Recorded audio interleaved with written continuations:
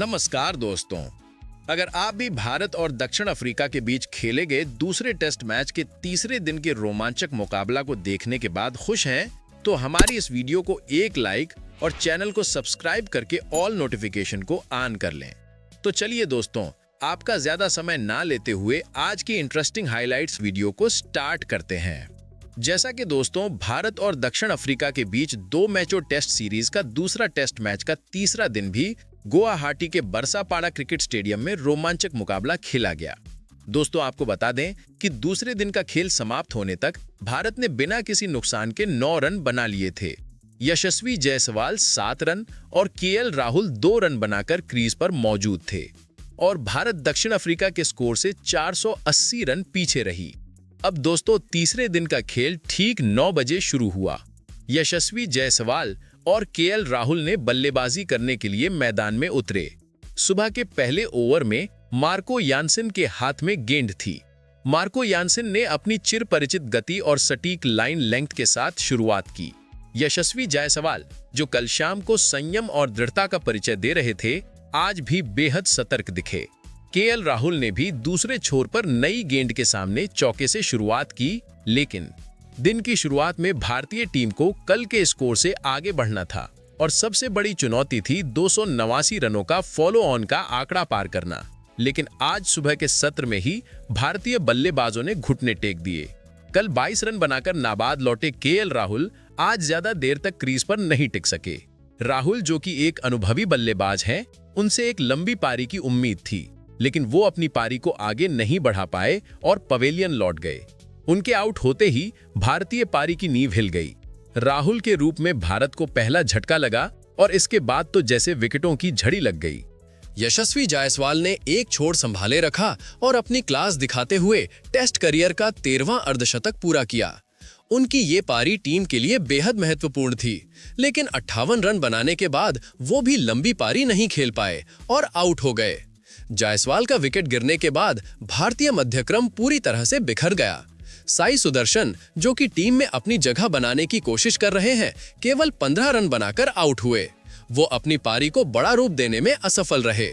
इन विकेटों के पतन के बीच सबसे निराशाजनक प्रदर्शन कप्तान ऋषभ पंत का रहा, जो केवल 7 रन बनाकर चलते बने। पंत, जिनसे संकट की स्थिति में टीम को निकालने की अपेक्षा की जाती है, वो भी जल्दबाजी में एक खराब शॉट खेलकर आउट हो गए। इसके बाद युवा बल्लेबाज ध्रुव जुरेल भी खाता खोले बिना पवेलियन लौट गए। 95 रन पर 1 विकेट के बाद भारत का स्कोर 122 रन तक आते आते 7 विकेट हो गया। यानी केवल 27 रन के अंदर भारतीय टीम ने अपने 6 अहम विकेट गंवा दिए। ये वो दौर था जब मैच पूरी तरह से दक्षिण अफ्रीका के हाथों में चला गया।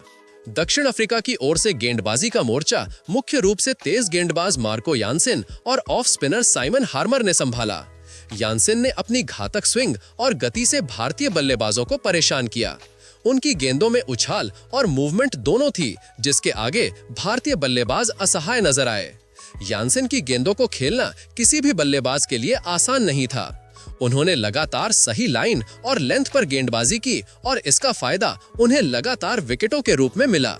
याद रहे, भारत को अभी भी फॉलो ऑन टालने के लिए 116 रन बनाने थे, जब मध्यक्रम पूरी तरह से ढह चुका था। रविंद्र जडेजा, जिनसे हमेशा एक जुझारू पारी की उम्मीद होती है, वो भी केवल 6 रन बनाकर यानसेन का शिकार बन गए। जडेजा का विकेट 122 रन के स्कोर पर 7वें विकेट के रूप में गिरा। इससे पहले नीतीश रेड्डी ने भी 10 रनों का योगदान दिया, लेकिन वो भी यानसेन के सामने टिक नहीं पाए। स्लिप में एडन मार्करम में एक हाथ से डाइव लगाकर रेड्डी का बेहतरीन कैच लपका, जो इस सत्र के शानदार फील्डिंग मोमेंट्स में से एक था। दोपहर के भोजन के बाद भारतीय टीम की उम्मीदें वॉशिंगटन सुंदर और कुलदीप यादव पर टिकी थीं। इन दोनों ने 8वें विकेट के लिए एक महत्वपूर्ण साझेदारी निभाई। जब टीम गहरे संकट में थी, सुंदर ने धैर्य और संयम का परिचय दिया। उन्होंने रक्षात्मक तरीके से खेलते हुए कुछ आकर्षक शॉट भी लगाए। सुंदर ने 92 गेंदों का सामना किया और 2 चौकों तथा एक छक्के की मदद से 48 रन बनाए। ये पारी सिर्फ रनों के लिए नहीं, बल्कि ये दर्शाती है कि निचले क्रम में भी सुंदर में लड़ने का जज्बा है। सुंदर और कुलदीप ने मिलकर 72 रनों की बेशकीमती साझेदारी की। इस साझेदारी ने भारत की पारी को कुछ हद तक सम्मानजनक स्कोर तक पहुंचाया, लेकिन ये फॉलो ऑन बचाने के लिए पर्याप्त नहीं थी। कुलदीप यादव ने भी अपनी बल्लेबाजी प्रतिभा का प्रदर्शन किया और 19 रन बनाए। उन्होंने सुंदर का अच्छा साथ दिया और दक्षिण अफ्रीकी स्पिनरों को आसानी से विकेट लेने का मौका नहीं दिया। इस साझेदारी के दौरान दोनों बल्लेबाजों ने फॉलो ऑन टालने के लक्ष्य को ध्यान में रखा, लेकिन दक्षिण अफ्रीका के गेंदबाजों ने अपनी पकड़ ढीली नहीं की। यानसेन और हार्मर ने लगातार दबाव बनाए रखा।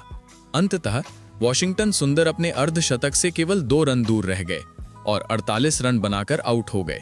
उनका विकेट 194 के स्कोर पर 8वें झटके के रूप में गिरा। सुंदर के आउट होने के बाद कुलदीप यादव भी ज्यादा देर तक क्रीज पर नहीं टिक सके। कुलदीप ने 19 रन का योगदान दिया और मार्को यानसेन का शिकार बने। ये यानसेन का पारी में 5वां विकेट था। आखिरकार भारतीय टीम 201 रन पर सिमट गई। जसप्रीत बुमराह ने अंत में 5 रन का योगदान दिया। दक्षिण अफ्रीका की ओर से मार्को यानसेन ने शानदार गेंदबाजी की।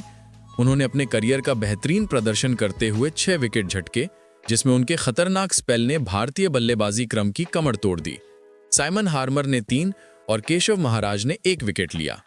पहली पारी के आधार पर दक्षिण अफ्रीका को भारत पर 288 रनों की विशाल बढ़त हासिल हुई। भारतीय टीम फॉलो ऑन बचाने के लिए आवश्यक 289 रन बनाने में नाकाम रही। नियमानुसार दक्षिण अफ्रीका के कप्तान तेम्बा बाबूमा के पास भारत को फॉलो ऑन खेलने के लिए मजबूर करने का विकल्प था। हालांकि बाबूमा ने एक चौंकाने वाला फैसला लेते हुए भारत को फॉलो ऑन नहीं खिलाने का निर्णय लिया। शायद दक्षिण अफ्रीकी कप्तान ने सोचा कि पिच पर दरारें पड़ चुकी हैं और तीसरे दिन के अंतिम सत्र में भारतीय गेंदबाजों को थकाकर अपनी बढ़त को और मजबूत करना सही रहेगा। अब दोस्तों, दक्षिण अफ्रीका ने अपनी दूसरी पारी में एडन मार्करम और रियान रिकेल्टन के साथ शुरुआत की। तीसरे दिन के खेल समाप्त होने तक दक्षिण अफ्रीका ने बिना कोई विकेट खोए 26 रन बना लिए थे। मार्करम और रिकेल्टन क्रीज पर डटे रहे और भारतीय गेंदबाजों को कोई सफलता नहीं मिली। तीसरे दिन का खेल समाप्त होने पर दक्षिण अफ्रीका का स्कोर 26 रन था और उनके कुल बढ़त अब 314 रनों की हो चुकी है। ये बढ़त इतनी मजबूत है कि अब दक्षिण अफ्रीका मैच में ड्राइविंग सीट पर है और भारत को मैच बचाने के लिए चमत्कार की जरूरत होगी। भारतीय टीम के लिए दिन का सबसे निराशाजनक पहलू ये रहा कि उनकी बल्लेबाजी पूरी तरह से विफल रही और उन्हें फॉलो ऑन बचाने के लिए जरूरी 289 रनों का आंकड़ा भी पार नहीं कर सके। अब आपको क्या लगता है, दूसरे टेस्ट मैच को हमारे भारतीय टीम ने जीत पाएगी? अपनी कीमती राय कमेंट करके जरूर बताइए और ऐसी ही नई और धमाकेदार खबरें सबसे पहले जानने के लिए हमारे इस वीडियो को लाइक और चैनल को सब्सक्राइब करना बिल्कुल भी ना भूलें। धन्यवाद।